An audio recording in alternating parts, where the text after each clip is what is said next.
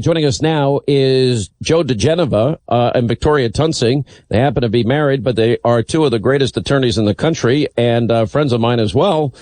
Joe, it was great to see you in New York last night. You see what they're doing to this guy.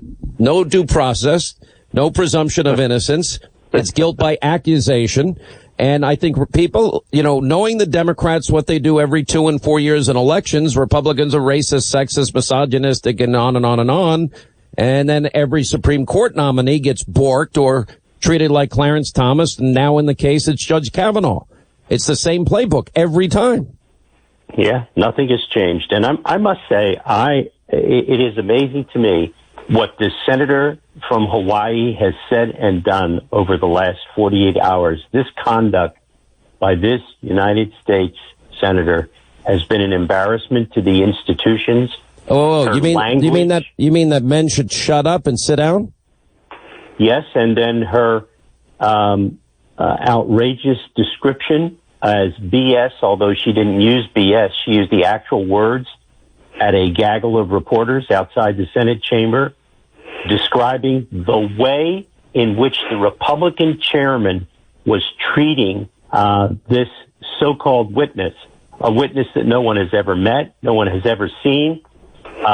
No one has ever confirmed her story. No one knows if it's true. No one knows if it happened. No one knows if it's a figment of her imagination from therapy.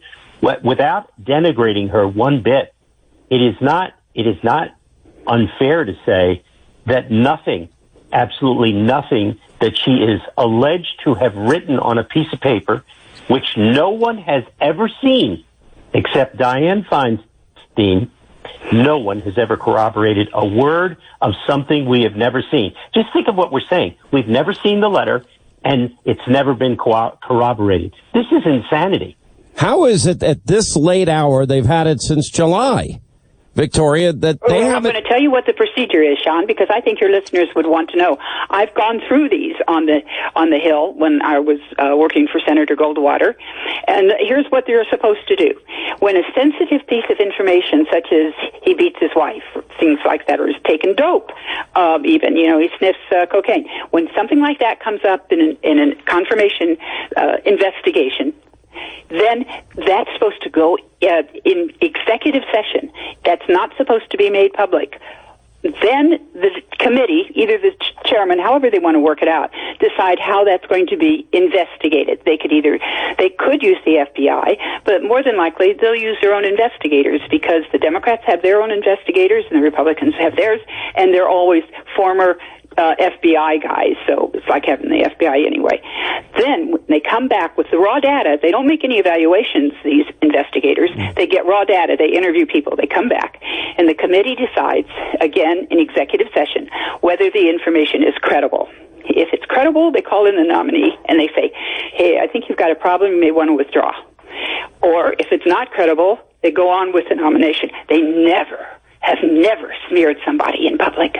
This is unprecedented. Well, now that we're hearing that the woman wants to testify, which is what the original position was, and her lawyer had said that she would testify publicly under oath, but we have now heard from the New York Times, the woman who accused Judge Kavanaugh in an apparent bid, I guess, to jumpstart negotiations, has told the Senate Judiciary Committee that she would be prepared to testify next week so long as the senators offer terms that are fair and which ensure her safety. Which means no cross-examination.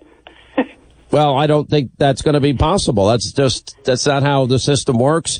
And look, I think that I do give credit to Senator Grassley and his team. I think they have rightly bent over backwards to be accommodating to what could be a very sensitive situation for anybody to handle. They've offered that she could testify in private, in public, that they would even go to her wherever she happens to be. And they have, now the bar keeps being raised. I need an FBI investigation first. The FBI doesn't conduct investigations. It's not a federal issue that they're dealing with here, or a federal crime they're dealing with here. The statute of limitations has long passed in any event, but the FBI does not do investigations in confirmation hearings. as we think of investigations. They collect raw data, and it is a legislative function, so it's up to the committee to decide and to evaluate the information the FBI brings back. You know, when I look at how this has all been handled, and I think Susan Collins had this right, and I don't often agree with her, Joe, but they had this since July, and then they're saying, no, we've got to hold it back.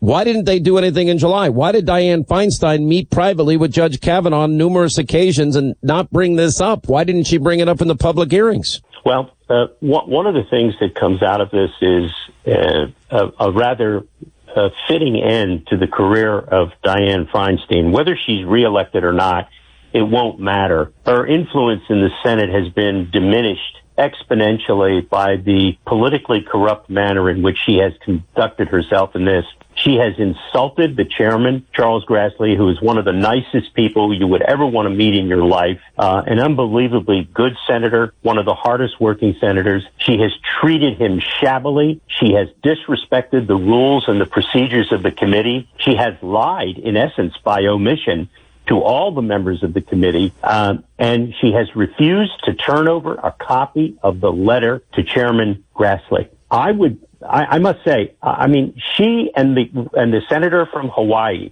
should be censured for what they have done. I really believe that the United States Senate should not tolerate this type of behavior by senators. One of the other ways that we know this is political is right now we have a high-ranking DNC official, number 2 guy at the DNC, Keith Ellison, who wants to be the Attorney General of Minnesota.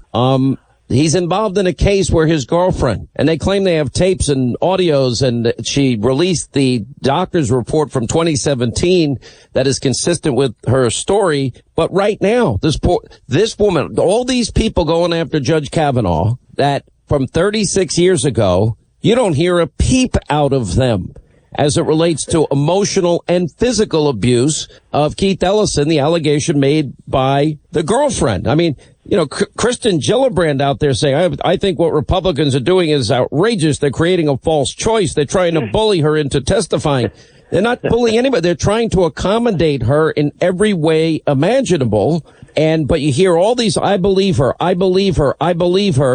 And I'm thinking, wow. I don't think Dianne Feinstein had a moment of clarity and says, I don't know if this is true or not. I don't have all the information. I wasn't there. And then with Keith the case. Sorry.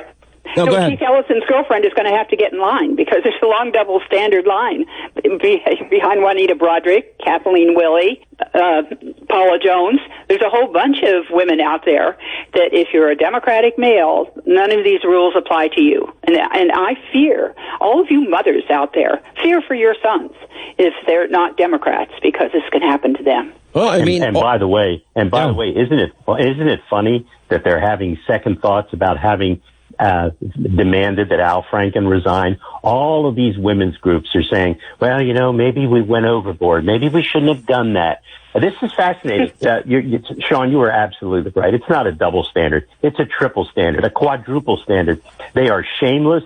They are unembarrassed by their intellectual dishonesty. They care about one thing, power and keeping Kavanaugh off the court.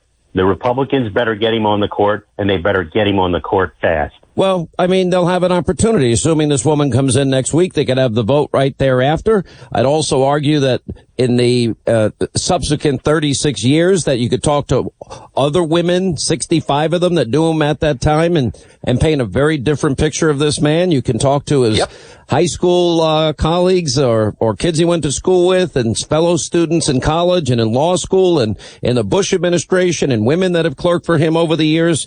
Everybody could do that, but I don't see any outrage from these very same people. But you have Keith Ellison is being accused of domestic, physical, and emotional violence against his old girlfriend, who actually tweeted that the Democratic Party, quote, didn't believe her claims, despite what is out there, including a doctor's report that she had told this doctor about the abuse in 2017.